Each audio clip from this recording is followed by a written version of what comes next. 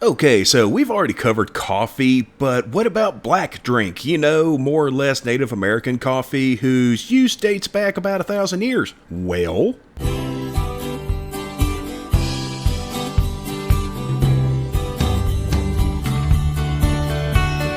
so what is black drink? Well, it's a drink made from yaupon holly. Scientific name, Ilex vomitoria. Yeah, don't worry, we'll circle back to that name, which is one of 2 caffeine-containing plants native to North America. The other being Dahoon holly. Yaupon is found along the South Atlantic coast and Gulf region of the US, and quite a few tribes used it to make black drink, including the Choctaw, Cherokee, Muskogee, Caddo, just to name a few. But what was it and how was it made? Well, the stems and leaves were lightly roasted, boiled, then strained with the resulting black liquid containing what some believe to be as much as 6 times the amount of caffeine as the same amount of coffee would have. And depending on the tribe, sometimes it was used much in the same way we drink coffee, while with other tribes it was a ceremonial drink consumed as part of purity rituals, which was normally predated by fasting, hence when the men, it was always men by the way, it was very rare that females were allowed to drink it, and more often than not, if a female was allowed to drink it, it's because she was chief, drank large amounts of an extremely caffeinated drink on empty stomachs, and yeah, they would vomit. And yeah, that's where the scientific name comes from. Granted, the Europeans thought it was just the drink itself that made them vomit rather than the empty stomach and ridiculous amounts parts. But yeah, that's why it's called Ilex vomitoria. We have evidence of it being used in rituals at Cahokia, you know, the Mississippi Mound people, as far back as 1050 or so, with cups like this being used to drink it. Yep,